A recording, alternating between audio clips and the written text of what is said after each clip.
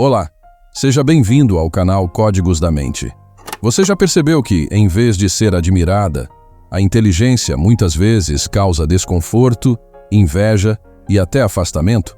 Se você já passou por uma situação em que sentiu a necessidade de ser menos para evitar conflitos ou manter a paz, saiba que está seguindo uma prática antiga e bastante sábia. O caminho da sutileza e da adaptação é uma escolha inteligente, especialmente em um mundo onde a genialidade é muitas vezes evitada e a mediocridade aplaudida. Segundo Arthur Schopenhauer, um dos filósofos mais críticos e provocativos, a inteligência pode se tornar uma verdadeira maldição na convivência social.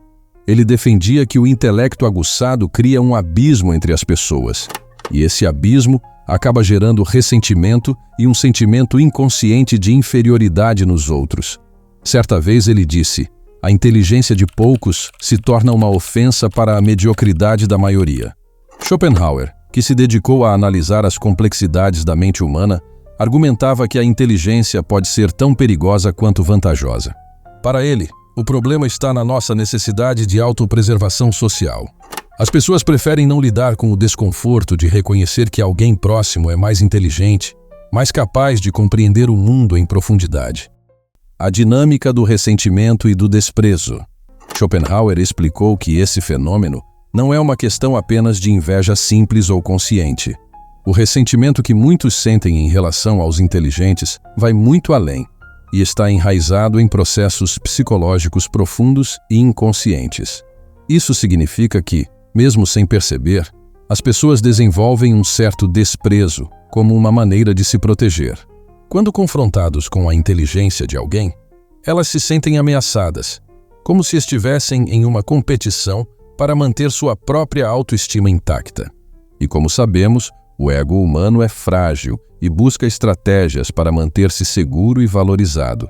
Ele afirma: cada um toma os limites do próprio campo de visão como os limites do mundo. Esse desprezo é muitas vezes mascarado de maneira sutil e expressado em olhares de desdém, piadas inocentes ou em uma leve irritação que parece inexplicável. E Schopenhauer percebeu que, para muitos, é mais confortável apontar defeitos na pessoa inteligente, como a suposta arrogância ou falta de humildade, do que admitir a própria limitação intelectual. Assim, uma habilidade intelectual que poderia ser celebrada é frequentemente ignorada ou até mesmo atacada. O grau de inveja que as outras pessoas têm de nossa felicidade é, em grande parte, o que nos impede de ser felizes, ele pondera, destacando a influência da inveja na felicidade individual. Fingir-se de bobo da corte, a estratégia de sobrevivência social. Com base nisso, Schopenhauer sugere algo curioso e, talvez, um pouco controverso. A pessoa inteligente deve adotar, em certos momentos, a postura do bobo da corte. Mas calma, essa estratégia não significa se diminuir ou negar a própria inteligência. Ao contrário, é uma forma de adaptação social e proteção, evitando que o brilho do intelecto se torne alvo de ressentimento e inveja.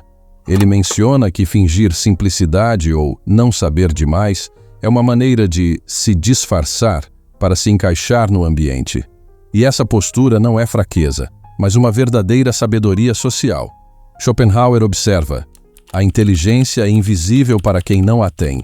Na época medieval, o bobo da corte tinha um papel especial.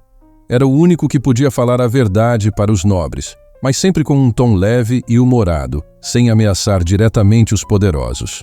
Esse conceito se aplica à vida moderna. Ao adotar uma postura de humildade estratégica, o inteligente consegue expressar suas ideias sem intimidar ou gerar desconforto nos outros. Ser o bobo da corte é, então, um método inteligente de se comunicar em um mundo que muitas vezes celebra a mediocridade e desconfia da genialidade. Schopenhauer observa que a verdadeira inteligência não reside apenas em saber muito, mas em saber como, quando e onde usar esse conhecimento.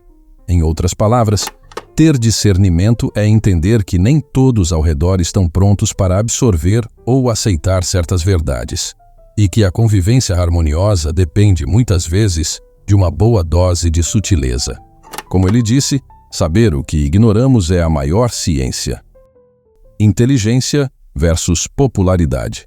Schopenhauer também acreditava que pessoas de intelecto superior são menos populares exatamente por serem percebidas como uma ameaça. A mediocridade, em comparação, é geralmente mais bem aceita e até celebrada em sociedade. Isso porque pessoas que não apresentam uma capacidade intelectual ameaçadora tendem a ser vistas como mais acessíveis, mais fáceis de lidar. Isso as torna mais populares e socialmente integradas. Ele menciona: quem não tem nada é, para a maioria, mais agradável do que quem tem muito. O filósofo chega a sugerir que para a pessoa inteligente pode ser mais vantajoso mostrar-se menos brilhante do que realmente é. Por quê? Porque, na maioria dos casos, a genialidade é isolada, enquanto a mediocridade é amplamente aceita. Assim, o intelecto se transforma em um exercício de sobrevivência. Exibir conhecimento ou compreensão aprofundada pode ser um fator de exclusão em vez de inclusão. Certa vez ele disse: a mediocridade não conhece nada melhor do que ela mesma, mas o talento reconhece imediatamente o gênio. A sociedade, segundo Schopenhauer, tem uma preferência pela zona de conforto intelectual. Ela prefere evitar grandes confrontos de ideias e preservar o status quo. Ele disse: quando alguém, mesmo que sem intenção, expõe essas limitações, o efeito é quase imediato, é rechaçado, ignorado, criticado ou até ridicularizado.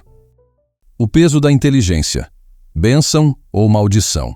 Um ponto interessante que Schopenhauer traz é a percepção de que a inteligência é, ao mesmo tempo, uma bênção e uma maldição. Ela oferece à pessoa a capacidade de ver o mundo com clareza, de entender nuances e profundidades que muitos nem imaginam existir. No entanto, essa mesma habilidade pode gerar solidão, incompreensão e uma constante necessidade de adaptação social. Como ele reflete: o homem inteligente aspira apenas a uma coisa: ser deixado em paz. A recomendação do filósofo é que a inteligência deve ser usada com sabedoria e moderação. É como uma joia rara que nem todos conseguem admirar. Saber quando revelar ou ocultar essa joia é uma habilidade que pode ajudar a pessoa a navegar pela sociedade de forma mais harmônica e até estratégica.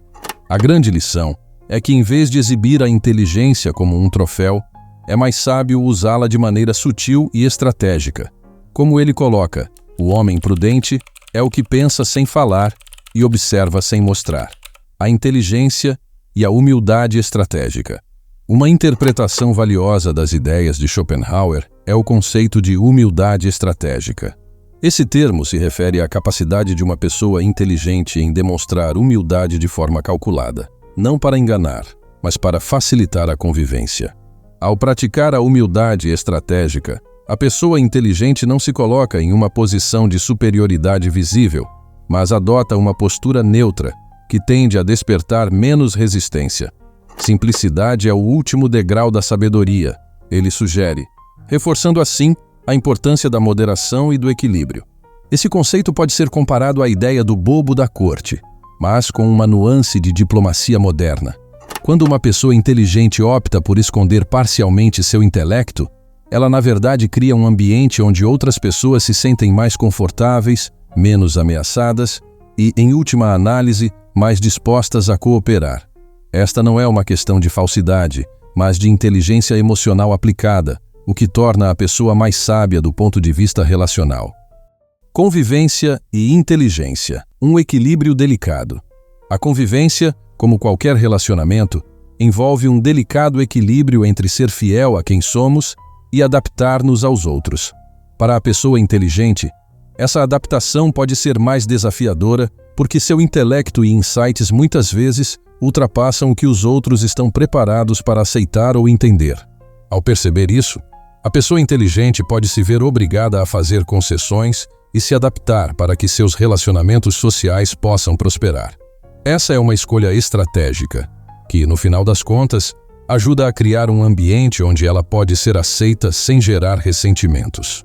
A inteligência, quando bem administrada, pode ser uma ponte para o entendimento, em vez de um motivo para o isolamento.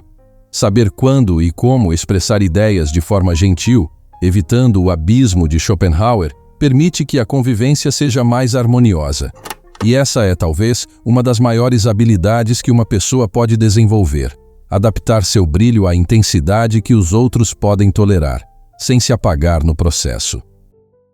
Considerações finais. Bem, o que podemos aprender com Schopenhauer? Talvez a principal lição seja que a inteligência não precisa ser sempre exibida. Ela pode, sim, ser uma ferramenta de convivência, usada para construir pontes em vez de barreiras.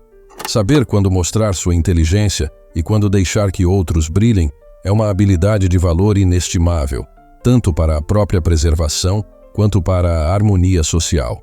Se você gostou desse conteúdo e quer mais reflexões como essa, curta, inscreva-se e deixe seu comentário aqui embaixo. Compartilhe se já passou por algo assim e se às vezes também precisa ser menos para ser mais compreendido. Afinal, a verdadeira inteligência não está apenas em saber, mas em saber usar o que se sabe.